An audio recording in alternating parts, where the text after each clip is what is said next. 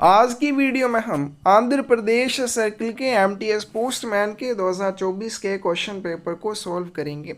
इस वीडियो में हम इसके डिपार्टमेंट के और जीके वाले पोर्शन को कवर करेंगे। इसके मैथ वाले पोर्शन के लिए डिस्क्रिप्शन में आपको लिंक मिल जाएगा। अगर आप एमटीएस पोस्टमैन या पीए की तैयारी कर रहे हैं और आप प्रीवियस ईयर क्वेश्चन पेपर्स की बुक्स लेना चाहते हैं या थ्योरी वाली बुक लेना चाहते हैं या प्रैक्टिस करने के लिए अच्छे से तैयारी करने के लिए इंपॉर्टेंट क्वेश्चंस की बुक लेना चाहते हैं, डिस्क्रिप्शन में साइट का लिंक मिल जाएगा। उस साइट से आप ये बुक्स डायरेक्टली ऑर्डर कर सकते हैं। और अगर आप हमारे साथ क्लासेस में जुड़ना चाहते हैं, आप हमें 8627096166 के ऊपर मैसेज कर सकते हैं। और हमने पर्यावरण को बचाने के लिए ज़्यादा से ज़्यादा पौधे लगाने की एक जर्नी की शुरुआत की है। इस जर्नी का आप भी हिस्सा बने। हिस्सा बनने के लिए डिस्क्रिप्शन में चैनल का लिंक मिल जाएगा, उसको सब्सक्राइब करके आप हमारे साथ हमारी इस जर्नी में जुड़ सकते हैं। आप साथ जुड़ेंगे तो हमें भी मोटिवेशन मिलेगी इस जर्नी को बहुत आगे तक ले जाने की। तो हम करेंगे क्वेश्चन पेपर्स की शुरुआत। पहले हम करेंगे आंध्र प्रदेश पोस्टल सर्किल का क्वेश्चन पेपर। ये क्वेश्चन पेपर आईने की तरह है, जो आपको ये दिखाते हैं कि पहले क्या पूछा गया था और अब क्या पूछा जा सकता है। आप इसमें देख सकते हैं कि आपको क्या क्या आता है, आपकी तैयारी कैसे है। तो हम जितने भी क्वेश्चन पेपर करेंगे, जितने भी उनमें क्वेश्चंस करेंगे, हमने साथ में कोशिश की है कि उनसे रिलेटेड टॉपिक को भी साथ में कवर करें। इससे आपकी तैयारी और भी अच्छी हो जाएगी, बहुत अच्छी हो जाएगी। तो चलिए वीडियो शुरू करते हैं। फर्स्ट क्वेश्चन है आज की वीडियो का, which remark will be recorded on the article if the addressee fails to take delivery after requesting for detention. एक डाक वस्तु है और कैसी है, पंजीकृत डाक वस्तु है। आप उस डाक वस्तु को वितरण के लिए प्राप्तकर्ता को प्रस्तुत करते हैं, लेकिन प्राप्तकर्ता उस डाक वस्तु का वितरण नहीं लेता है। वो ऑफिस ऑफ डिलीवरी में उस डाक वस्तु को रोकने का अनुरोध करता है, रिक्वेस्ट करता है। लेकिन अनुरोध करने के, रिक्वेस्ट करने के बाद भी वो उस डाक वस्तु का अगर वितरण नहीं लेता है तो उस आर्टिकल के ऊपर रिफ्यूज्ड रिमार्क देकर उस आर्टिकल को वापस कर दिया जाएगा। तो यहाँ पे इसके बारे में जो टॉपिक है वो क्या है, if the addressee while refusing to take delivery on presentation of the registered article to him makes an application in writing to the post office of delivery for the detention of the article, और if the addressee is not found at the address given on the article shall be detained in the post office for a period not exceeding 7 days from the date of it's presentation to addressee और from the date it is last sent out for delivery as the case में भी। तो क्या होगा, दो conditions आपके पास बन सकती हैं। मान लीजिए आप क्या करते हैं, पोस्टमैन बन जाते हैं, उसके बाद आप एक आर्टिकल है और आर्टिकल कैसा है, पंजीकृत है, रजिस्टर्ड है। एक पंजीकृत वस्तु का वितरण करने के लिए आप जाते हैं, प्राप्तकर्ता या एड्रेसी उस डाक वस्तु का वितरण लेने से मना कर देता है कि मैं इसका वितरण नहीं लूंगा, और साथ में वो ऑफिस ऑफ डिलीवरी में जाकर उस डाक वस्तु को रोकने के लिए एप्लीकेशन दे देता है, आवेदन दे देता है। या दूसरी कंडीशन ये हो सकती है कि आप वितरण करने के लिए चाहते हैं और आपको एड्रेस के ऊपर प्राप्तकर्ता नहीं मिलता है। इन दोनों कंडीशंस में क्या हो जाएगा, उस डाक वस्तु को ऑफिस ऑफ डिलीवरी में 7 दिनों की अधिकतम अवधि के लिए रोक कर रखा जाएगा। और ये 7 दिनों की अवधि कब से गिनी जाएगी, जब उस आर्टिकल को लास्ट बार वितरण के लिए बाहर भेजा गया था या जिस तारीख को उस आर्टिकल को प्राप्तकर्ता को प्रस्तुत किया गया था। तो उस तारीख से ये 7 दिनों की अवधि गिनी जाएगी, उसी के बाद उस आर्टिकल को वापस भेजा जाएगा। अब यहाँ पे बहुत क्वेश्चन जो हमसे पूछा गया है कि if the addressee fails to take delivery of article from the post office within the said period, कि ये जो ऊपर 7 दिनों की अवधि के लिए उस आर्टिकल को ऑफिस ऑफ डिलीवरी में रोक कर रखा जाएगा। अगर इन 7 दिनों की अवधि में भी वो उस आर्टिकल का वितरण नहीं ले पाता है तो इस आर्टिकल को क्या किया जाएगा, प्रेषक को वापस करने के लिए ऑफिस ऑफ पोस्टिंग को वापस भेजा जाएगा। और ऐसी स्थिति में remark refused will be recorded on the article if addressee fails to take delivery after requesting for detention. उस आर्टिकल को रोकने का अनुरोध भी किया और फिर भी वो उस आर्टिकल का वितरण नहीं लेता है, तो ऐसी स्थिति में उस आर्टिकल को जब वापस किया जाएगा उसके ऊपर रिफ्यूज्ड रिमार्क दिया जाएगा। और यहाँ पे एक ऑफिस ऑफ पोस्टिंग शब्द आता है, इसका अर्थ होता है delivery post office which serves the address of sender. तो ऑफिस ऑफ पोस्टिंग, पोस्टिंग कार्यालय जहां से आप डाक वस्तु भेजते हैं, तो वो भी एक डिलीवरी पोस्ट ऑफिस होता है, वितरण डाकघर होता है, लेकिन ये प्रेषक के पते पर काम कर रहा होता है। तो फर्स्ट क्वेश्चन की करेक्ट ऑप्शन कौन सी आ जाएगी? ए ऑप्शन करेक्ट आ जाएगी। Which of the following does not come under the purview of prohibited postal article? इनमें से कौन सा प्रतिबंधित डाक लेखों के दायरे में नहीं आता है? बी ऑप्शन करेक्ट आ जाएगी। Posting of rakhi by ordinary post, आप राखी जो है वो ऑर्डिनरी पोस्ट या असामान्य डाक के माध्यम से भी भेज सकते हैं, साधारण डाक में भी भेज सकते हैं, तो उसमें कोई भी प्रोहिबिशन नहीं है। तो इसका करेक्ट आंसर बी आ जाएगा। The length of a parcel should not exceed and the length and girth combined should not exceed. Parcel की लंबाई कितने से ज़्यादा नहीं होनी चाहिए। दूसरा, पार्सल की लंबाई और परिधि दोनों का योग कितने से ज़्यादा नहीं होना चाहिए। तो बी ऑप्शन करेक्ट आ जाएगी। पहले अलग था लेकिन अभी अपडेट हो चुका है, तो इसको आपने ध्यान में रखना है। पार्सल की लंबाई 1.5 मीटर से ज़्यादा नहीं होनी चाहिए। लंबाई प्लस गिर्थ, लेंथ प्लस गिर्थ, लंबाई प्लस परिधि दोनों का योग 3 मीटर से ज्यादा नहीं होना चाहिए। Which of the following feature is not correct in respect of business parcel? Business parcel के बारे में इनमें से कौन सी विशेषता सही नहीं है? इसका करेक्ट आंसर ये आएगा। Compulsory coverage of insurance is necessary for business parcel consignment. Business parcel consignment भेजने के लिए आपको इंश्योरेंस करवानी ही पड़ेगी, ये गलत चीज़ है। Online track and trace service to track your consignment from booking to delivery. Booking से लेके डिलीवरी तक आप अपने बिजनेस पार्सल को ट्रैक कर सकते हैं, ट्रेस कर सकते हैं। Business parcel consignments are delivered at your doorstep, और बिजनेस पार्सल कंसाइनमेंट प्राप्तकर्ता के घर द्वार पर वितरित की जाती हैं। Customers are provided pickup facility from their premises. ग्राहकों को उनके परिसर से पिकअप सुविधा भी प्रदान की जाती है। तो सभी सही है लेकिन फर्स्ट वाली गलत है। बिजनेस पार्सल सर्विस का जो नया नाम है, अपडेटेड चीज़ों के बारे में भी हमें पता होना चाहिए क्योंकि एग्जाम में पूछी जाएंगी। Business parcel service is renamed as India post parcel contractual.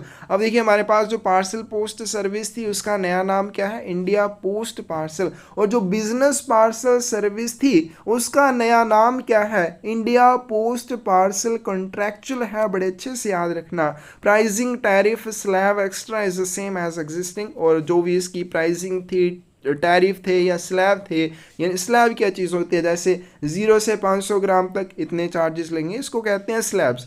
तो ये जो सारी चीज़ें हैं ये एक समान रहेंगी, पहले जैसी रहेंगी, लेकिन इसका जो सिर्फ नाम है वो बदल दिया गया है। India post parcel contractual is a premium surface service.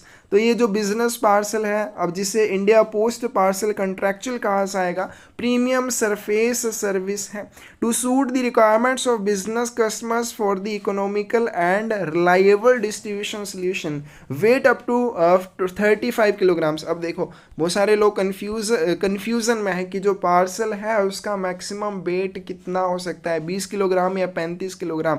तो जो इंडिया पोस्ट पार्सल कॉन्ट्रैक्चुअल है, ये क्या चीज़ है? ये हमारा बिजनेस पार्सल है और इसका वेट पहले जितना ही है 35 किलोग्राम। और जो इंडिया पोस्ट पार्सल है उसका वेट कितना है? उसका वेट 20 किलोग्राम ही है, उसमें कोई चेंज नहीं है।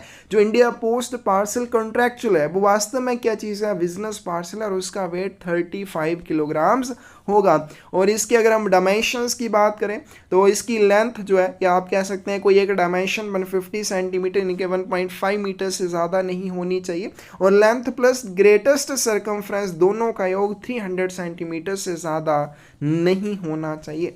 और पोस्टेज और tariff for the parcel shall be determined with the reference to weight, gross weight और volumetric weight whichever is more. तो वेट के आधार पर इसके ऊपर पोस्टेज और टैरिफ चार्जेस लगेंगे। और यहाँ पे वेट का क्या अर्थ होता है? ग्रॉस वेट या वॉल्यूमेट्रिक वेट, दोनों में से जो भी ज़्यादा होगा। तो ये हम पोस्ट ऑफिस रेगुलेशंस 2024 में भी कर चुके हैं कि वेट जो है वो क्या चीज़ हो जाएगी। किसी भी आर्टिकल के बारे में जब वेट की बात की जाएगी तो वो क्या हो जाएगा? उसका ग्रॉस वेट या वॉल्यूमेट्रिक वेट, दोनों को देखा जाएगा। जो भी ज़्यादा होगा उस आर्टिकल का वेट कहलाएगा।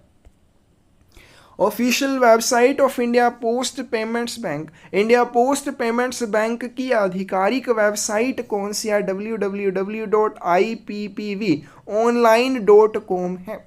विच of the following feature is not correct in respect of Sukanya Samriddhi account, Sukanya Samriddhi खाते के बारे में कौन सी विशेषता सही नहीं है? तो इसका करेक्ट आंसर सी आएगा, two accounts can be opened in India either in post office और in any bank in the name of a girl child, कि एक लड़की के नाम पर आप 2 खाते खोल सकते हैं, बैंक में या डाकघर में, तो जो कि गलत चीज़ है। आप बैंक या पोस्ट ऑफिस कहीं भी खाता खुलवा लीजिए, सिर्फ एक ही खाता खुलेगा। Minimum INR 250 rupees and maximum INR 1,50,000। आप उस कन्या समृद्धि खाते में न्यूनतम हम बात करें 250 रुपये से खाता खुलता है, एक वर्ष में न्यूनतम आपको 250 रुपये जमा करने होते हैं, और एक फाइनेंशियल ईयर में मैक्सिमम आप इसमें 1.5 लाख रुपए जमा कर सकते हैं। No limit on number of deposits either in a month or in a financial year, एक महीने में या फाइनेंशियल ईयर में आप जितने चाहे उतने डिपॉजिट इसमें कर सकते हैं। इसमें कोई भी लिमिट नहीं है कि सिर्फ एक डिपॉजिट होगा या 2 होंगे। आप एक महीने में चाहे 50 डिपॉजिट इसमें कर लो, लेकिन सभी डिपॉजिट्स की कुल वैल्यू 1,50,000 रुपये से ज़्यादा नहीं होगी। Subsequent deposit in multiple of INR 50, पहले अपना खाता खोल लिया, न्यूनतम 250 रुपये से खाता खोल सकते हैं, उसके बाद आप इसमें जो डिपॉजिट करेंगे वो 50 रुपये के गुणांक में होगा, यानी कि 50 रुपये, 100 रुपये, 150 रुपये, इस तरह से आप इस खाते में जमा कर पाएंगे। विच of the following feature is correct in respect of post office saving bank, डाकघर बचत बैंक के संबंध में निम्नलिखित में से कौन सी विशेषता सही है? तो इसका करेक्ट आंसर सी आएगा, nomination is mandatory at the time of opening of account, खाता खोलने के समय नॉमिनेशन या नामांकन अनिवार्य रहता है। Maximum limit of ₹1,50,000 for deposit, तो पोस्ट ऑफिस का जो सेविंग अकाउंट है आप उसमें जितना चाहे उतना डिपॉजिट कर सकते हैं, there is no maximum limit for deposits.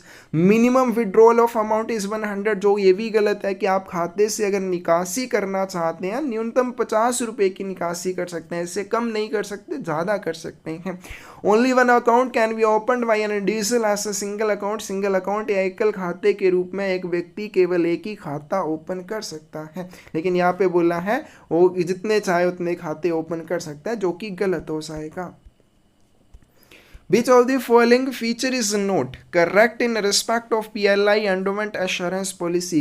PLI endowment assurance policy के संबंध में निम्नलिखित में से कौन सी विशेषता सही नहीं है? तो इसका करेक्ट आंसर डी आएगा, policy can be surrendered after 2 year, policy को हम 3 साल के बाद सरेंडर कर सकते हैं।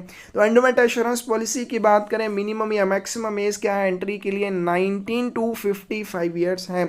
इसमें मिनिमम और मैक्सिमम सम एश्योर्ड की बात करें, मिनिमम 20,000 रुपये और मैक्सिमम 50 लाख रुपए। इसमें लोन आप 3 वर्ष के बाद ले सकते हैं, और पॉलिसी अगर आपने सरेंडर करनी है तो पॉलिसी आप 3 वर्ष के बाद सरेंडर कर सकते हैं। PLI joint life insurance is also called as postal life insurance. में जो जॉइंट लाइफ इंश्योरेंस है उसको और क्या कहा जाता है? तो इसका करेक्ट आंसर ये आ जाएगा, युगल सुरक्षा कहा जाता है। तो इनको कैसे याद रखना है, कौन सी पॉलिसी को क्या कहा जाएगा? सबसे पहले बात करते हैं होल लाइफ एश्योरेंस पॉलिसी की, संपूर्ण जीवन बीमा, ऐसी पॉलिसी जिसमें आपको पूरे जीवन के लिए बीमा मिल रहा है, पूरे जीवन के लिए सुरक्षा मिल रही है, तो इसको क्या कहा जाएगा? सुरक्षा पॉलिसी कहा जाएगा। एंडोमेंट एश्योरेंस पॉलिसी होती है, इसमें आप क्या कर सकते हैं? चूज कर सकते हैं कि कौन सी डेट में आपको मैच्योरिटी चाहिए। तो एंडोमेंट एश्योरेंस में predetermined age of maturity choose करने की आपके पास ऑप्शन होती है, यानी कि आपको पता है कि मैच्योरिटी कब मिलेगी, तो आपको अगर किसी चीज के बारे में पता है तो उसके लिए आपको क्या रहता है? संतोष रहता है। उसी तरह से एंटीसिपेटेड एंडोमेंट एश्योरेंस पॉलिसी है, उसमें पीरियोडिकल रिटर्न्स मिलती हैं, तो उसको सुमंगल कहा जाएगा। तो समय समय पर आपका कोई ध्यान रखे, उसको क्या कहेंगे? कि वो आपके मंगल की कामना करता है, तो इस पॉलिसी को सुमंगल कहा जाएगा। उसी तरह से जॉइंट लाइफ एश्योरेंस पॉलिसी की बात करें तो जॉइंट क्या होता है? जोड़ा, यानी कि जिसमें 2 व्यक्ति मिलकर एक पॉलिसी ले रहे हैं, पति पत्नी, और पति पत्नी को युगल भी कहा जाता है, युगल सुरक्षा पॉलिसी हो जाएगी। उसी तरह से बाल जीवन बीमा पॉलिसी है। With respect to IPPV services, CELC stands for IPPV सेवाओं के संबंध में CELC का क्या अर्थ हो जाएगा? सी ऑप्शन करेक्ट आ जाएगी, child enrolment light client. In respect of bill mail service, minimum quantity of articles to be posted at a time is, bill mail सेवा के संबंध में एक समय में पोस्ट की जाने वाली लेखों की न्यूनतम संख्या क्या रहेगी? तो इसका करेक्ट आंसर यहाँ आएगा 5000 रहेगी। बहुत इंपॉर्टेंट है। नेशनल बिल मेल सर्विस की बात करें, एक बार में पोस्ट किए जाने वाले आर्टिकल्स की संख्या 10,000 रहेगी। और बात करें डायरेक्ट पोस्ट की, डायरेक्ट पोस्ट के तहत पोस्ट किए जाने वाले लेखों की न्यूनतम संख्या 1000 रहेगी। बिल मेल सर्विस क्या चीज होती है? Communications in the nature of financial statements, bills, monthly account bills and any such other item of similar nature may be posted by a service provider to customers at least once in 90 days under this service। तो इस सेवा में जो भी आप संचार भेजेंगे उसकी नेचर कैसी रहती है, प्रकृति कैसी रहती है? फाइनेंशियल स्टेटमेंट्स की रहती है, या वो बिल्स हो सकते हैं, मंथली अकाउंट बिल्स हो सकते हैं, सिमिलर इसी तरह की और आइटम्स हो सकती हैं। और ये जो भी सर्विसेज है, कम्युनिकेशन है, सर्विस प्रोवाइडर द्वारा ग्राहकों को 90 दिनों में कम से कम एक बार भेजे जाते हैं। Bill mail service does not include communication in nature of letter mail and having personal communication or exclusive commercial publicity material। Bill mail सेवा में कोई भी ऐसा संचार नहीं होगा जिसकी प्रकृति पत्र डाक जैसी हो, या जिसमें कोई भी पर्सनल कम्युनिकेशन या व्यक्तिगत संचार हो, या जिसमें कोई भी एक्सक्लूसिव कमर्शियल पब्लिसिटी मटेरियल हो, यानी कि जिसमें कोई भी वाणिज्यिक प्रचार सामग्री शामिल हो। इस तरह की किसी भी चीज़ को बिल मेल सर्विस के तहत नहीं भेजा जाएगा। और बिल मेल सर्विस के तहत भेजे जाने के लिए एक बार में पोस्ट किए जाने वाले लेखों की न्यूनतम संख्या 5000 रहेगी। और इसके आपने जो भी चार्जेस हैं वो पढ़ लेने हैं।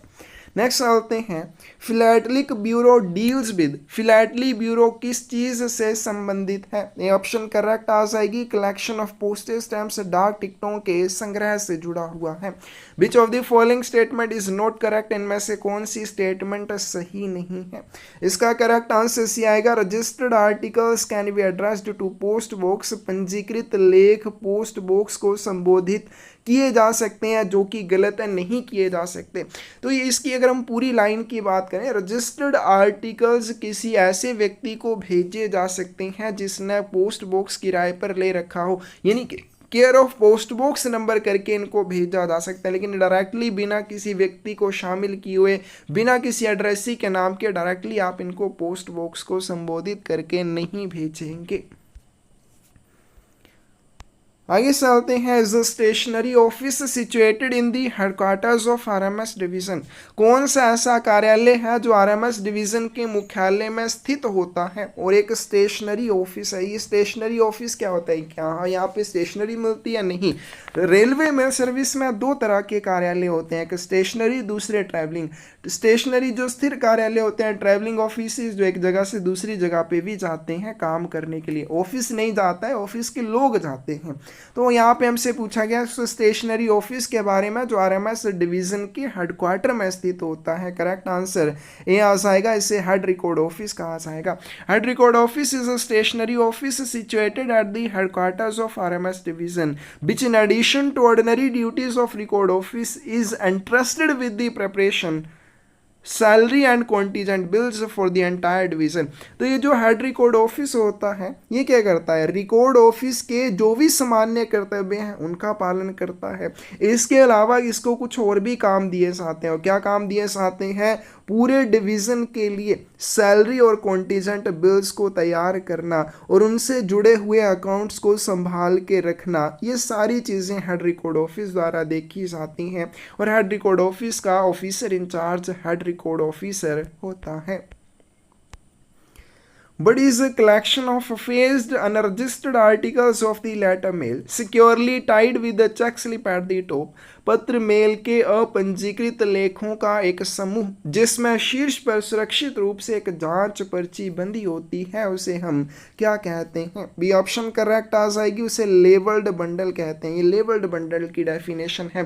तो लेबल्ड बंडल क्या होता है? लेबल्ड बंडल एक कलेक्शन होती है किस चीज़ की कलेक्शन होती है इसमें? अनरजिस्टर्ड आर्टिकल होते हैं, अपंजीकृत लेख होते हैं। 3-4 चीज़ें इसके बारे में आपको ध्यान रखनी है। तो इसमें क्या होता है? अपंजीकृत लेख होते हैं।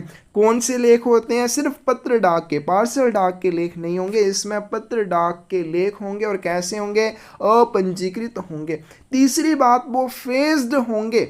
अब ये फेज्ड क्या चीज़ होती है? सम्मुखित होंगे। ऐसा आप कह सकते हैं, ऐसा तरीका जिसमें आप सभी पत्र डाक वस्तुओं को इकट्ठा करते हैं, उनके पते वाले भाग ऊपर की तरफ रखते हैं और सभी पते एक ही दिशा में आते हैं, उसको कहते हैं फेज्ड करना, सम्मुखित करना।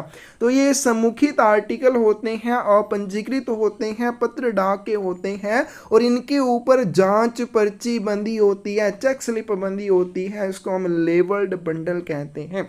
लेबल बंडल हमारे पास 2 तरह के होते हैं, एक स्टेशन बंडल और दूसरे सॉर्टिंग बंडल।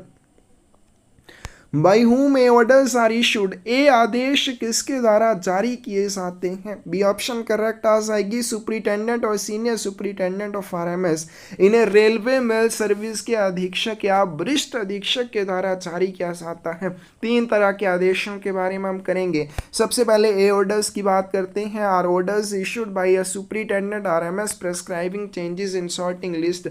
जब भी छंटाई सूचियों में कोई परिवर्तन किया जाना हो, छंटाई सूचियों में परिवर्तन निर्धारित करने के लिए सुपरिटेंडेंट आरएमएस के द्वारा एक आदेश जारी किए जाते हैं, जिन्हें ए आदेश कहा जाता है।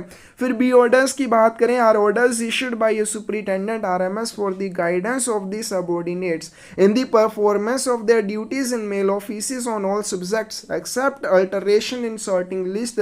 तो जो बी ऑर्डर होते हैं ये भी सुपरिटेंडेंट आरएमएस के द्वारा जारी किए जाते हैं, लेकिन किसके संबंध में जारी किए जाते हैं? मेल कार्यालयों में, मेल ऑफिसेस में जो भी सबऑर्डिनेट होते हैं सुपरिटेंडेंट आरएमएस के, इनके सुपरिटेंडेंट आरएमएस के अंडर काम करने वाले जितने भी ऑफिशियल होते हैं, उनकी गाइडेंस के लिए, उनके कर्तव्यों में उनके मार्गदर्शन के लिए जो आदेश जारी किए जाते हैं वो सुपरिटेंडेंट आरएमएस के द्वारा जारी किए हुए आदेश बी आदेश कहलाते हैं।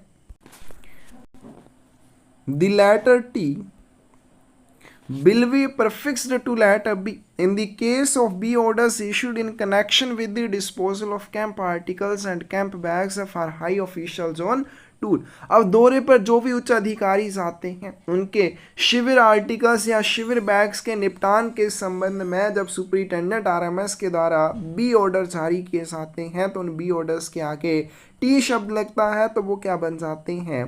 टीवी ऑर्डर्स बन जाते हैं, टूर ऑर्डर बन जाते हैं। नेक्स्ट चलते हैं सर्विस पोस्ट कार्ड्स, बहुत इंपॉर्टेंट है। लास्ट ही डेफिनेशन है वॉल्यूम 5 की सर्विस पोस्ट कार्ड के बारे में, ट्रायल कार्ड्स इसे कहा जाता है। तो इसका करेक्ट आंसर हमारे पास ये आएगा।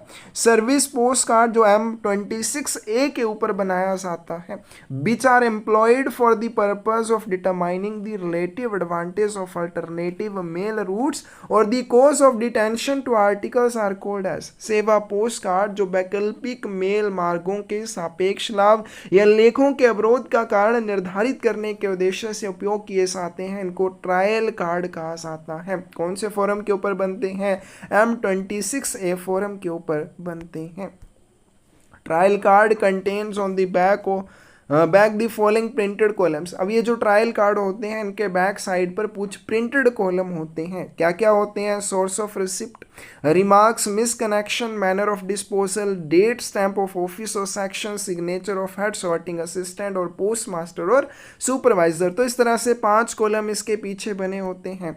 All these columns should be carefully filled by the head sorting assistant, the post master और सुपरवाइजर ऑफ ईच ऑफिस और सेक्शन हैंडलिंग द कार्ड। इस कार्ड को हैंडल करने वाले प्रत्येक सेक्शन या कार्यालय के प्रधान छंटाई सहायक, पोस्ट मास्टर या सुपरवाइजर को इन 5 कॉलमों को बड़े ध्यान से भरना चाहिए। The card should be forwarded by the route if any marked therein and should not be included in any station bundle. अगर ट्रायल कार्ड के ऊपर कोई भी मार्ग या कोई भी रूट निर्धारित किया गया है, मार्क किया है, तो उसी रूट से आपने इस ट्रायल कार्ड को भेजना होता है। और ये भी आपने ध्यान रखना है, इसको कभी भी स्टेशन बंडल में डालकर नहीं भेजा जाएगा। which is used to enclose several bags sent to same office or section thereby affording protection to them। किसका उद्देश्य एक ही कार्यालय अनुभाग को भेजे जाने वाले कई बैगों को संलग्न करने के लिए किया जाता है ताकि उन सब थैलों को सुरक्षा मिल सके। करेक्ट आंसर सी आ जाएगा, उसे ट्रांजिट बैग कहा जाता है। तो ट्रांजिट बैग में क्या होता है, मान लीजिए अपने सेमी सेक्शन को या सेमी ऑफिस को बहुत सारे थैले भेजने हैं, तो उन थैलों को अलग अलग भेजने की बजाय एक बड़े थैले में डालकर भेजा जाता है जिसे ट्रांजिट बैग कहा जाएगा। Which are issued for prescribing changes in sorting list. हमने ऊपर भी कर लिया कि छंटाई सूचियों में परिवर्तन निर्धारित करने के लिए क्या जारी किया जाता है, ए ऑर्डर जारी किए जाते हैं, बी ऑप्शन करेक्ट आ जाएगी। कौन जारी करता है, सुप्रिंटेंडेंट आरएमएस जारी करता है। In mail office CRC stands for, mail office में सीआरसी का क्या अर्थ हो जाएगा, तो इसका करेक्ट आंसर ये आएगा computerised registration centre. Computerised registration centre क्या चीज होती है, registration branch of the mail office where the processing of registration work is done on computers. Registration branch है मेल ऑफिस की, डाक कार्यालय की पंजीकरण शाखा जहां पे पंजीकरण का काम, रजिस्ट्रेशन का काम कंप्यूटर्स पर किया जाता है, उसे सीआरसी या कंप्यूटराइज्ड रजिस्ट्रेशन सेंटर कहा जाता है। CRC can be situated in the mail office itself और in a separate location. CRC mail office में भी स्थित हो सकते हैं और सेपरेट लोकेशन के ऊपर भी स्थित हो सकते हैं। करेक्ट आंसर क्या हो जाएगा, ए हो जाएगा। Senior superintendent of post office, डाक घरों के वरिष्ठ अधीक्षक कौन होते हैं, तो इसका करेक्ट आंसर भी आएगा head of class first postal division, श्रेणी 1 डाक मंडल के प्रमुख होते हैं। ठीक है, तो सीनियर सुप्रिंटेंडेंट होते हैं, किसके हेड होते हैं, जो आपके फर्स्ट क्लास पोस्टल डिवीजन होते हैं उसके हेड होते हैं। Total number of postal circles in India, इस भारत में टोटल कितने पोस्टल सर्किल हैं, करेक्ट आंसर आएगा 23 पोस्टल सर्किल्स हैं। Branch post office function normally up two hours per day, शाखा डाकघर सामान्यतः प्रतिदिन कितने घंटों तक काम करते हैं, सी ऑप्शन करेक्ट आ जाएगी। मैक्सिमम वर्किंग आवर्स शाखा डाकघरों के 5 होते हैं। The manufacture and use of fictitious postage stamps for any purpose whatsoever is prohibited and is an offense punishable under of the Indian penal code. किसी भी उद्देश्य के लिए फर्जी डाक टिकटों का निर्माण और उपयोग निषिद्ध है और यह भारतीय दंड संहिता की धारा के तहत दंडनीय अपराध है। हमें बताना है इंडियन पीनल कोड की कौन सी धारा के तहत यह दंडनीय अपराध है। करेक्ट आंसर यह आ जाएगा 263A। अब हम according to post office guide part 1 के अनुसार चलें। Using for payment of postage और postal fees with intent to cause loss to central government of a stamp that has already been used for that और any other purpose is an offense under Indian Penal Code। अब ये जो है question में पूछा गया उससे अलग चीज है, दोनों आपको यहाँ पे मेंशन करके दे रखे हैं, कई लोग इसमें कंफ्यूज हो जाते हैं कि किसी भी उद्देश्य से अगर आप सेंट्रल गवर्नमेंट को नुकसान पहुंचाने के लिए ऐसे डाक टिकटों का यूज करते हैं, ठीक है, डाक शुल्क के भुगतान के लिए या पोस्टल फीस के भुगतान के लिए किसी ऐसे डाक टिकट का यूज करते हैं जो पहले से ही यूज किया जा चुका है, चाहे सेम पर्पज के लिए चाहे किसी अन्य पर्पज के लिए, इसको इंडियन पीनल कोड के तहत अपराध माना जाएगा। लेकिन इतना बड़ा अपराध नहीं माना जाएगा कि आपको सजा हो जाए, तो इसको नॉर्मल अपराध माना जाएगा। Manufacture and use of fictitious postage stamps for any purpose whatsoever is prohibited and it is an offense punishable under section 263 of Indian Penal Code 1860। लेकिन आप क्या करते हैं, नकली डाक टिकटों का निर्माण और उपयोग शुरू कर देते हैं, तो ये एक बड़ा अपराध हो जाएगा और इंडियन पीनल कोड 1860 की धारा 263A के तहत पुनिशेबल माना जाएगा, दंडनीय अपराध माना जाएगा। और यही सेम चीज़ हमें पोस्ट ऑफिस रेगुलेशंस 2024 में भी दे रखी है।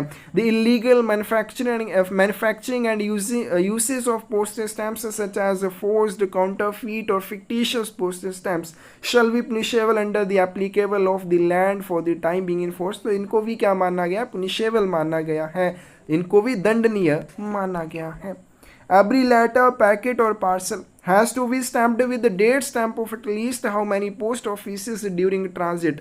प्रत्येक पत्र, पैकेट या पार्सल पर पारगमन के दौरान कम से कम कितने डाकघरों की तारीख मोहर लगी होनी चाहिए, तो कम से कम 2 डाकघरों की तारीख मोहर लगी होनी चाहिए। और ये जो कम से कम वाले 2 डाकघर हैं, एक ऑफिस ऑफ बुकिंग रहेगा और दूसरा डेस्टिनेशन पोस्ट ऑफिस रहेगा। विच of the following statement is true, इनमें से कौन सा कथन सही है? तो डी ऑप्शन करेक्ट आएगी। coin, bullion, precious stones, jewelry, articles of gold, silver and currency और bank notes can be sent by the inland post only insured। अगर आप डाक के माध्यम से सिक्के भेजना चाहते हैं, Boolean, precious stones, jewellery, articles of gold और सिल्वर या करेंसी या बैंक नोट भेजना चाहते हैं, तो आप इनको अंतर्देशीय डाक के माध्यम से भेज सकते हैं, लेकिन इंश्योरेंस करवाने के बाद, यानी कि आपको इनकी पहले इंश्योरेंस करवानी होगी। The impression of frank should contain following dies. Frank की शॉप में कौन कौन सी डाइज शामिल होनी चाहिए? तो इसमें 2 डाइज शामिल होनी चाहिए, वैल्यू डाई और लाइसेंस डाई। तो किसी भी फ्रैंक इम्प्रेशन को तभी वैलिड माना जाएगा जब उसमें लाइसेंस डाई और वैल्यू डाई दोनों ही शामिल रहेंगी। Stamps should be affixed to of the address side. किसी भी आर्टिकल के ऊपर डाक टिकट कहाँ पर चिपकाए जाएंगे? तो इसका करेक्ट आंसर भी आएगा राइट हैंड टॉप कॉर्नर के ऊपर चिपकाए जाते हैं। अब के पोस्ट ऑफिस रेगुलेशंस 2024 में बड़ी डिटेल से दिया हुआ है, वहाँ पे भी हमने बड़े अच्छे से पढ़ा कि यहाँ पे ये जो कितना हिस्सा आरक्षित रहेगा डाक टिकट चिपकाने के लिए, ऊपर से कितना स्पेस छोड़ना है, जो एड्रेसी का एड्रेस होगा उससे कितना स्पेस छोड़ना है। तो बी ऑप्शन यहाँ पे करेक्ट आंसर है कि machine franked articles can be posted at not more than how many offices specified by SPO in the license। machine franked लेख लाइसेंस में SPO द्वारा निर्दिष्ट अधिकतम कितने कार्यालयों में पोस्ट किए जा सकते हैं? डी ऑप्शन करेक्ट आ जाएगी 2। ठीक है, 2 डाकघरों में पोस्ट किया जा सकता है। तो जो भी आप आर्टिकल्स को फ्रैंक करते हैं उन्हें आप कहाँ पे पोस्ट करेंगे? उन्हें पोस्ट ऑफिस में पोस्ट करना है। पोस्ट करने के लिए आप उनको लेटर बॉक्सेस में नहीं डाल सकते, और मैक्सिमम आप इनको 2 डाकघरों में पोस्ट कर सकते हैं। और ये 2 डाकघर आप अपनी मर्जी से नहीं कि कहीं भी जाकर पोस्ट कर दिए, ये 2 डाकघर सुपरिटेंडेंट ऑफ पोस्ट द्वारा उस फ्रैंकिंग मशीन के लिए दिए गए लाइसेंस में निर्दिष्ट किए जाएंगे। Any change in location of the private franking machine except in cases of repairs shall be notified and the office of posting। मरम्मत के मामलों को छोड़कर प्राइवेट फ्रैंकिंग मशीन की लोकेशन में आप कोई भी परिवर्तन करना चाहते हैं तो इसकी सूचना आपने 2 जगह पे देनी है। एक तो आप ऑफिस ऑफ पोस्टिंग में देंगे जहां से आप उस फ्रैंकिंग मशीन के आर्टिकल्स को पोस्ट करते हैं। दूसरी आपने उस चीज़ के बारे में जानकारी किसको देनी है? हेड ऑफ डिवीज़न को, सुपरिटेंडेंट को देनी है। तो यहाँ पे हमारे पास MTS के एग्ज़ाम के लिए और पोस्टमैन के एग्ज़ाम के लिए पेपर 1 के DOP के क्वेश्चन खत्म हो जाते हैं। आगे चलते हैं। Thar desert is situated in. Thar रेगिस्तान कहाँ पर स्थित है? तो इसका करेक्ट आंसर सी आ जाएगा, राजस्थान में स्थित है। आगे चलते हैं। Kavaratti is the capital of. Kavaratti किसकी राजधानी है? तो इसका करेक्ट आंसर भी आ जाएगा, लक्षद्वीप की है। Fundamental rights are mentioned in of constitution of India. मौलिक अधिकारों का उल्लेख भारत के संविधान के किस भाग में किया गया है? बी ऑप्शन करेक्ट आ जाएगी, पार्ट 3 में किया गया है। Shall be ex officio chairman of council of the states of India. Bharat में राज्यों की परिषद का पदेन अध्यक्ष कौन होगा? करेक्ट आंसर सी आएगा, वाइस प्रेसिडेंट ऑफ इंडिया होता है। नेक्स्ट क्वेश्चन है, Which one of the following personalities is not awarded with Bharat Ratna award in 2024? अब ये क्वेश्चन देख के आपको क्या समझ आता है कि आपको ये याद करना है? नहीं, आपको ये याद करना है कि भाई 2025 में किस किस को भारत रत्न मिला है, वो क्वेश्चन आपसे पूछा जाएगा।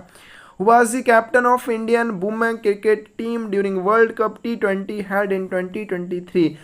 2023 में आयोजित विश्व कप T20 के दौरान भारतीय महिला क्रिकेट टीम की कप्तान कौन थी? ये ऑप्शन करेक्ट आ जाएगी, हरमनप्रीत कौर थी। Is not the Dravidian languages. इनमें से कौन सी द्रविड़ भाषा नहीं है? तो इसका करेक्ट आंसर भी आ जाएगा, मराठी, जो अब वो द्रविड़ भाषा में नहीं आती है। Which is the famous form of dance इन कर्नाटक। कर्नाटक में नृत्य की प्रसिद्ध शैली कौन सी है? यक्षगान है। ये ऑप्शन करेक्ट आ जाएगी।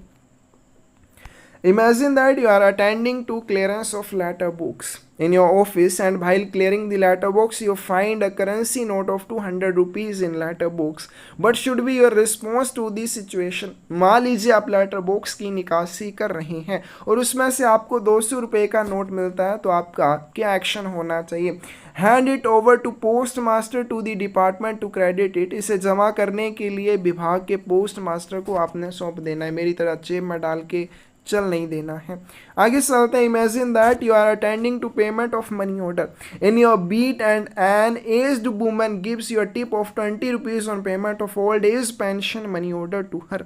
What should be your response to this situation? मान लीजिए आप क्या करते हैं, जो आपके पेंशन वाले मनी ऑर्डर होते हैं वो एक महिला को देने आप जाते हैं, और महिला आपको उस मनी ऑर्डर के लिए, क्या आप लेके आया मनी ऑर्डर, तो उसके लिए आपको 20 रुपये टिप देती है, तो आप क्या करेंगे? 20 रुपये की चाय पी लेंगे? नहीं, करेक्ट आंसर दिया। Do not accept the money from the pay and explain her that it is his और her duty to make the payment to pay. तो भुगतानकर्ता से आपने पैसे बिल्कुल नहीं लेने और उसको ये समझाना है कि ये काम आपका है। ऐसे नहीं बोलना है कि मैं आया हूँ तो मुझे पैसे दो, आपने उसको समझाना है कि ये मेरा कर्तव्य है और मैं ये पैसे नहीं ले सकता हूँ। तो यहाँ पे हमारा ख़त्म हो जाता है पेपर 1। आगे चलते हैं सेकंड पेपर, जो कि सिर्फ पोस्टमैन के लिए। अगर आप एमटीएस की तैयारी कर रहे हैं, जितना हमने ऊपर कर लिया आपके लिए सफिशेंट है, और इसका मैथ सोल्यूशन आपने डिस्क्रिप्शन में जो चैनल लिंक होगा उस वहाँ से आपने कवर कर लेना है। तो ये जो पेपर 2 ये सिर्फ पोस्टमैन के लिए रहेगा। फर्स्ट पेपर एमटीएस पोस्टमैन दोनों के लिए, सेकेंड पेपर सिर्फ पोस्टमैन के लिए, एमटीएस के लिए यहाँ पे कुछ भी नहीं है। तो फर्स्ट क्वेश्चन है हमारे पास, if the addressee of an insured article is illiterate, his thumb impression, seal or other mark should be obtained on the receipt and acknowledgement in the presence of who should be required to attest it with his signature। मान लीजिए कोई भी insured article है और आपने उसका वितरण किसी ऐसे व्यक्ति को करना है जो अनपढ़ है, अशिक्षित है।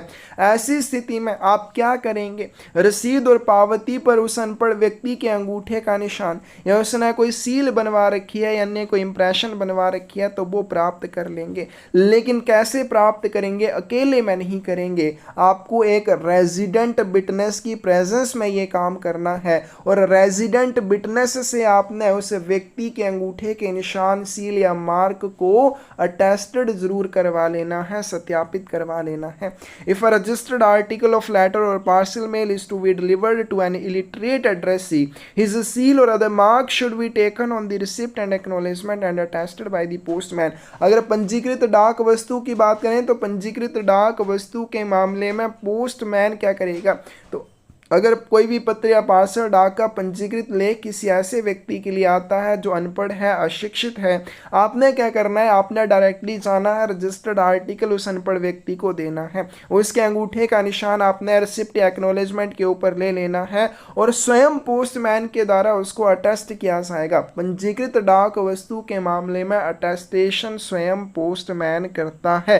लेकिन अगर इंश्योर्ड आर्टिकल है, इसका मतलब उसमें कुछ कीमती सामान हो सकता है, तो ऐसी स्थिति में पोस्टमैन एक रेजिडेंट विटनेस, एक निवासी गवाह की उपस्थिति में उस अनपढ़ व्यक्ति के अंगूठे का निशान, सील या अदर मार्क एक रिसिप्ट और एक्नॉलेजमेंट के ऊपर प्राप्त करेगा और स्वयं अटेस्टेशन नहीं करेगा, उस निवासी गवाह से अटेस्टेशन करवाएगा। तो यहाँ पे इसका करेक्ट आंसर ये आ जाएगा।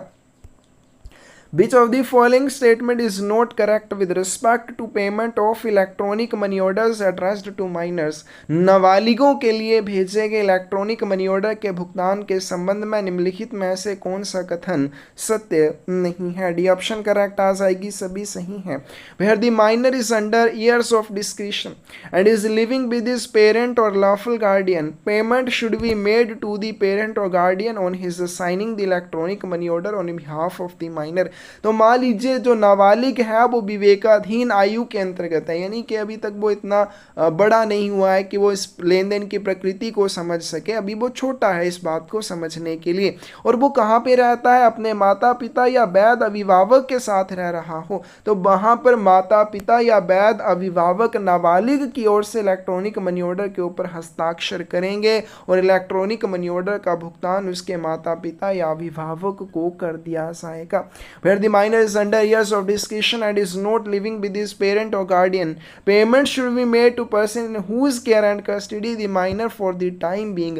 अब माइनर जो वो छोटा है, वो नहीं समझ सकता है कि ये क्या चीज़ है, और वो अपने माता पिता या वैध अभिभावक के साथ भी नहीं रह रहा है, वहाँ भुगतान उस व्यक्ति को क्या आएगा जिसकी देखभाल या हिरासत में नाबालिग उस समय रह रहा होगा. Where the minor is old enough to understand the nature of the transaction, payment should at any point of time be made to minor himself. लेकिन जो माइनर है ऑब्वियस है, वो इतना बड़ा हो चुका है कि वो उस ट्रांजैक्शन या लेन देन की प्रकृति को समझ सकता है, तो वहाँ पे उसका भुगतान माइनर को ही किया जाएगा. कोई भी ऑप्शन गलत नहीं है, डी ऑप्शन इसका सही आंसर हो जाएगा.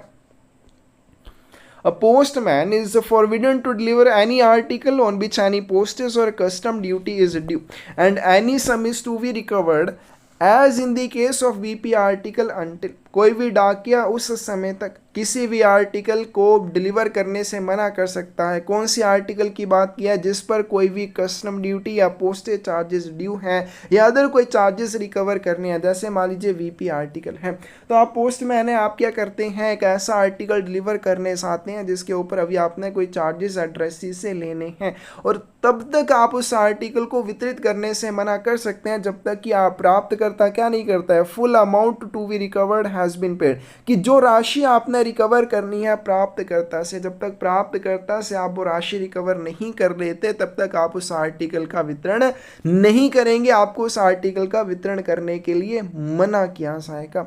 Is not obliged to give change, और डाकिया जो वो छुट्टे पैसे देने के लिए भी बाध्य नहीं होता, कि मान लीजिए एक बीपी आती है 48 रुपीज़ की, ठीक है, और आपको जो कस्टमर वो 50 रुपये दे रहा है, प्राप्त करता आपको 50 रुपये दे रहा है और बोल रहा है भाई 2 रुपये मुझे वापस दो, तो पोस्टमैन छुट्टे पैसे देने के लिए बिल्कुल भी बाध्य नहीं होता है. इस चीज़ को आपने ध्यान रखना. तो 2 रुपये की आपने टॉफीस खानी है.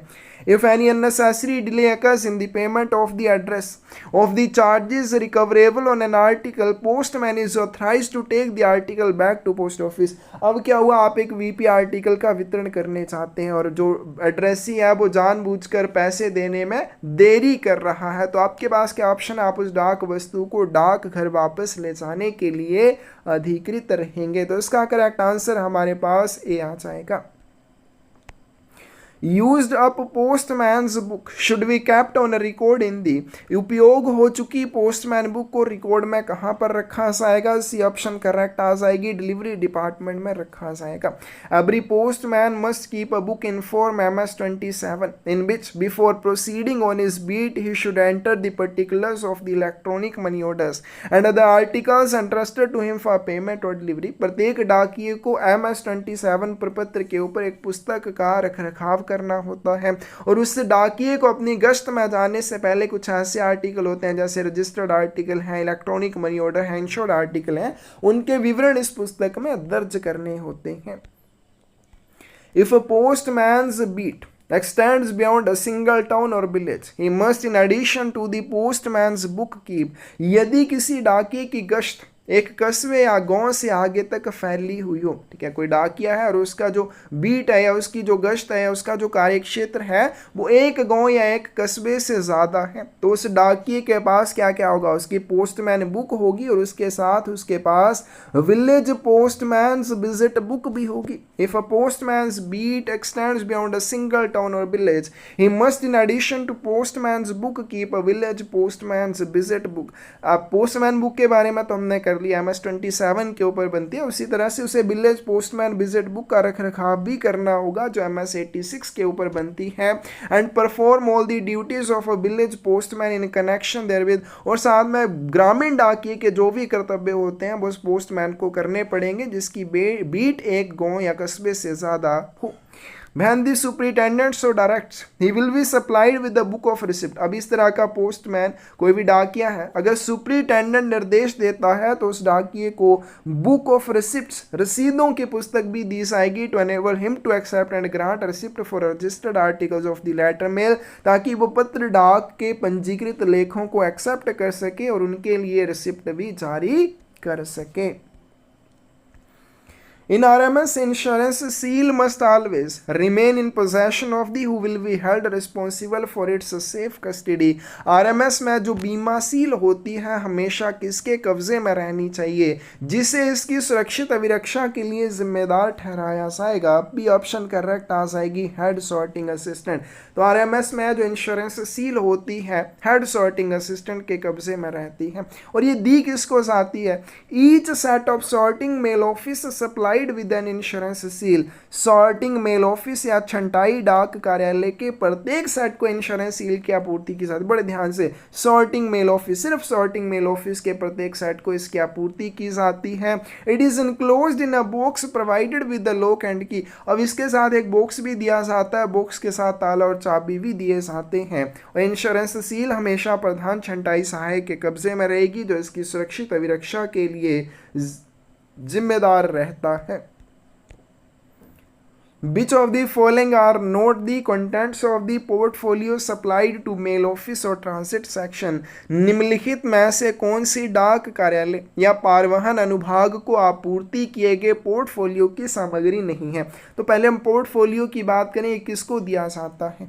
ईच सेट ऑफ सेक्शन, जैसे हमने ऊपर किया, इंश्योरेंस सील किसको दी जाती है? सॉर्टिंग मेल ऑफिस के प्रत्येक सेट को। उसी तरह से पोर्टफोलियो अनुभाग के प्रत्येक सेट को दिया जाता है। इसके साथ भी आपको ताला और चाबी की पूर्ति की जाती है। It wears the designation of section and number of set to which it belongs. ये जिस भी सेट से जुड़ा होता है उस सेट का नंबर, और जिस भी अनुभाग का वो सेट होगा उस सेक्शन का डेजिग्नेशन, उस अनुभाग का पदनाम इसके ऊपर पेंट किया हुआ होता है।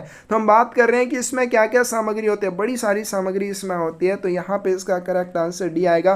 पैटी कैश ये चीज़ इसमें नहीं होती है। इसके अलावा इसमें वर्क पेपर्स के बंडल्स होते हैं, stamps, seals, first aid box, ये सारी चीज़ें शामिल होती हैं।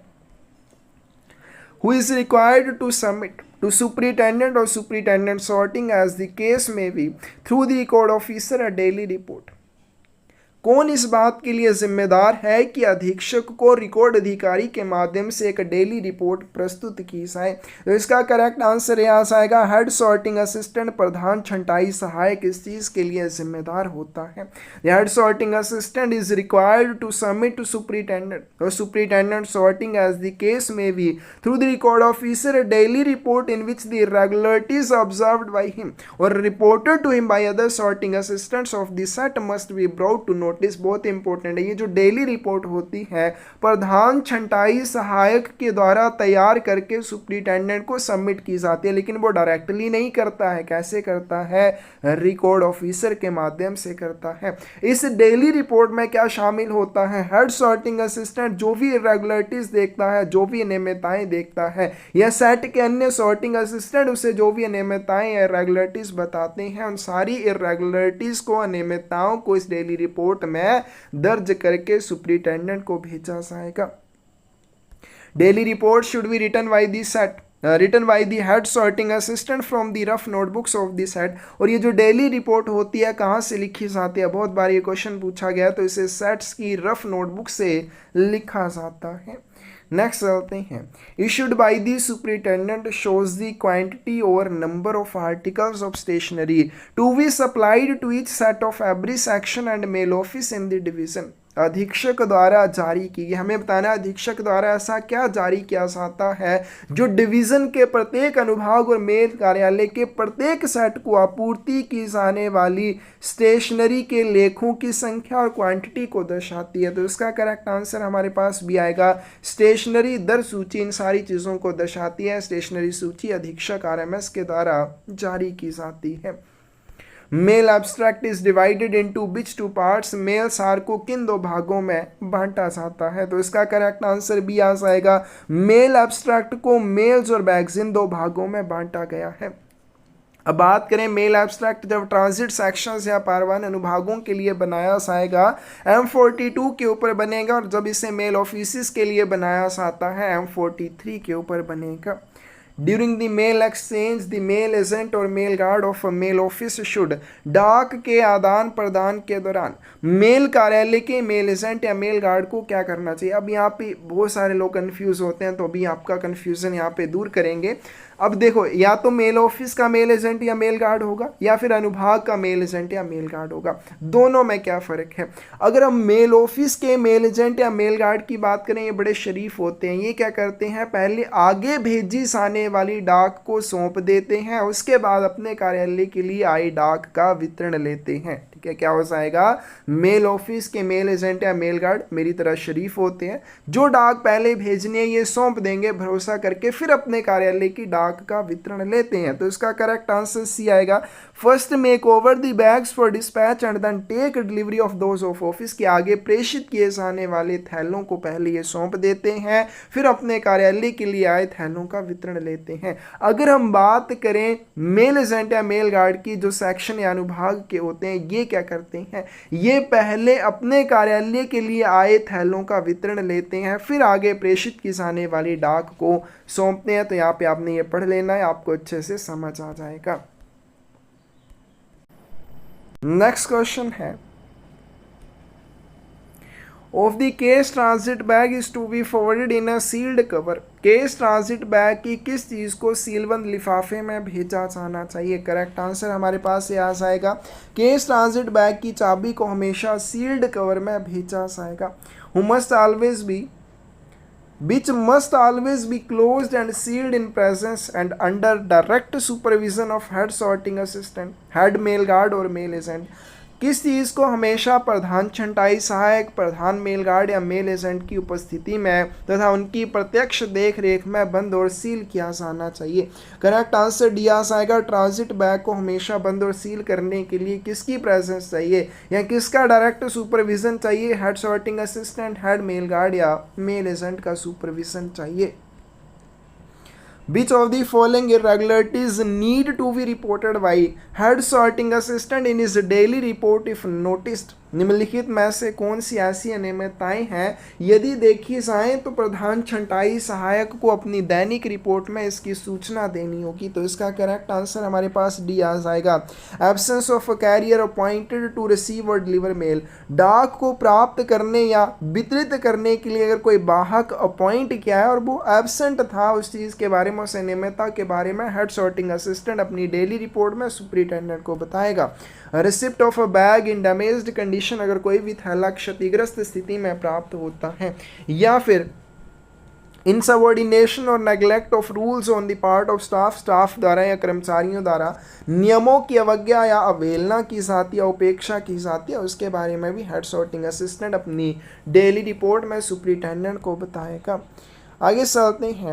Of a section shows the stations and that of mail office, the hours at which mails are received and dispatched and also the details of the mails and in what cases they will be enclosed in a transit bag. तो अनुभाग की कौन सी ऐसी चीज़ है station और डाक कार्यालयों के उन घंटों को दर्शाती है जिनके दौरान डाक प्राप्त होगी, प्रेषित होगी और साथ में डाक का वितरण होगा, और किस स्थिति में आपने उन थैलों को ट्रांजिट बैग्स के अंदर डाल के भेजना है? करेक्ट आंसर ये आएगा, किसी भी अनुभाग की ड्यू मेल लिस्ट में इन सारी चीज़ों को दर्शाया जाता है। Which of the following statement is correct in respect of refused articles? refused articles या स्वीकृत लेखों के संबंध में कौन सा कथन सही है? तो इसका करेक्ट आंसर बी आएगा।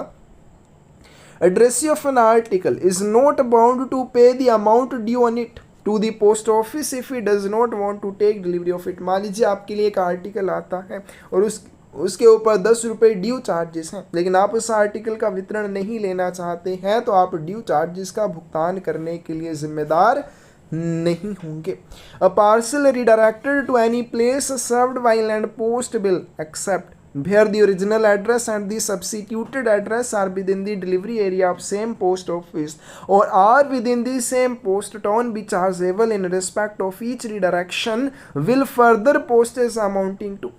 अंतर्देश डाक द्वारा सेवा प्रदान किए जाने वाले किसी भी स्थान के लिए अगर पार्सल का पुनर्निर्देशन करते हैं, उस मामले को छोड़कर जहाँ पे मूल पता और प्रतिस्थापित पता, इनकी रिडायरेक्शन तो करनी है लेकिन सेम डिलीवरी ऑफिस के भीतर नहीं करनी है, तो ऐसी स्थिति में उस पार्सल की रिडायरेक्शन के लिए क्या चार्जेस लगेंगे? हाफ दी प्रीपेड रेट, जो चार्जेस आपने पहले दिए थे उसके आधे चार्जेस उसकी रिडायरेक्शन के रूप में लगेंगे। Person changing their address should furnish with written instructions regarding the disposal of postal articles received to their address.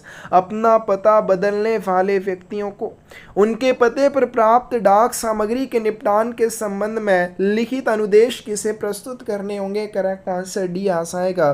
दो पोस्ट ऑफिस में उन्हें ये निर्देश देने होंगे।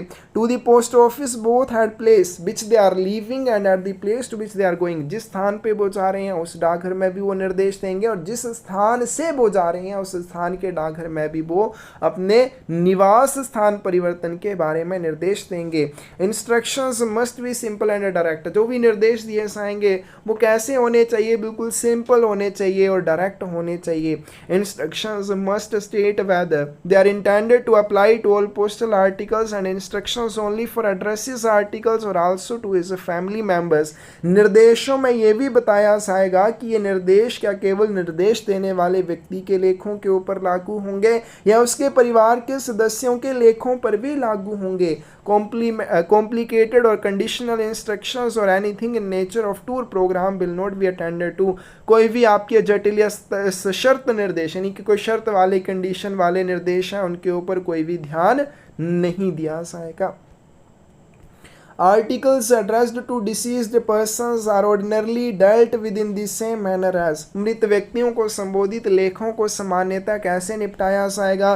तो इसका करेक्ट आंसर भी आ जाएगा इन्हें अनक्लेम्ड आर्टिकल्स की तरह, लवारिस लेखों की तरह निपटाया जाएगा।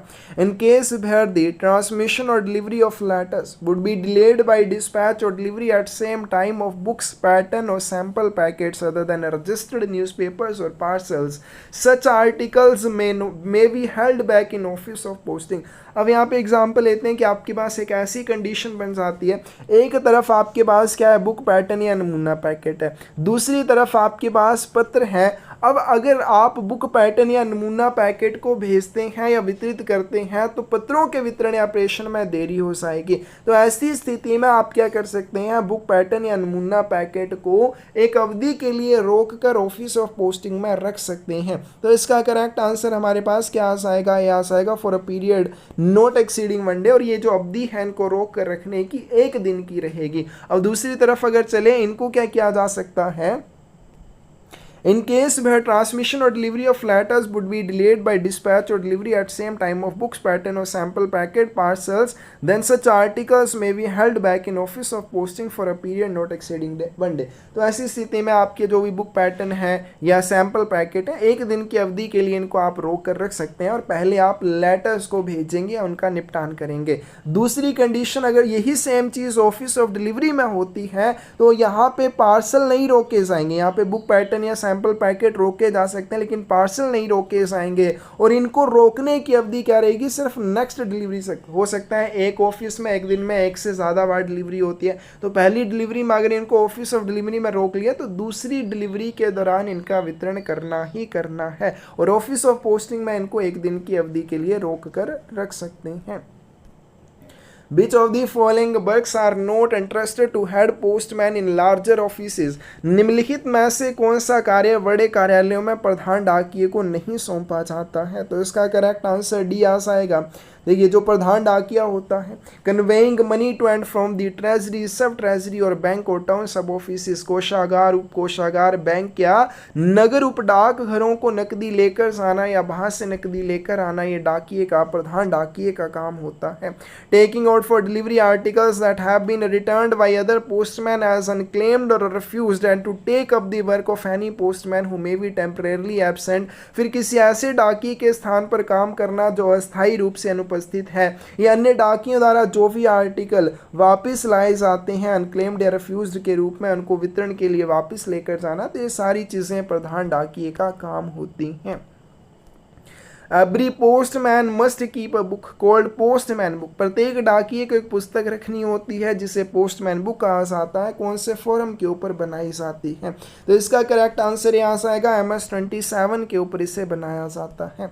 It is postman's duty to carefully examine every article made over to him for delivery and to bring at once to the notice of any article that is opened और damaged और that bears the appearance of having been tampered with. तो ये डाकिये MD की जिम्मेदारी होती है कि जो भी आर्टिकल उसे वितरण के लिए दिए जाएं कि आपने इन आर्टिकल्स का वितरण करना है, तो पोस्टमैन को उन सब आर्टिकल्स की ध्यानपूर्वक जांच करनी होती है और क्या देखना होता है कि कोई भी आर्टिकल खुला ना हो, डैमेज्ड ना हो या उसके साथ छेड़छाड़ का कोई भी निशान ना हो। लेकिन अगर उसको ऐसा लगता है कि किसी आर्टिकल को खोला गया है या वो क्षतिग्रस्त है या उसके साथ छेड़छाड़ की गई है, तो इस चीज़ के बारे में वो तुरंत किसके ध्यान में लाएगा? पोस्ट मास्टर के ध्यान में लाएगा।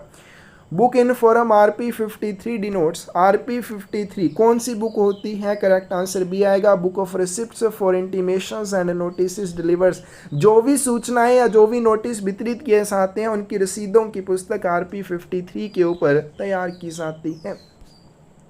If a registered article of the letter or parcel mail is delivered to an illiterate addressee, his seal or other mark should be taken on the receipt and acknowledgement and attested by। तो हमने ऊपर भी पढ़ लिया कि कोई पंजीकृत लेख है, पत्र डाक का हो चाहे पार्सल डाक का हो, अगर वो आपने किसी अनपढ़ व्यक्ति को वितरित करना है तो उस अनपढ़ व्यक्ति की सील या अदर मार्क को रिसिप्ट और एक्नॉलेजमेंट के ऊपर लिया जाएगा और पोस्टमैन स्वयं उसकी अटेस्टेशन करेगा। वहीं पर अगर इंश्योर्ड आर्टिकल होता तो रेजिडेंट विटनेस की स्टेशन लेनी थी।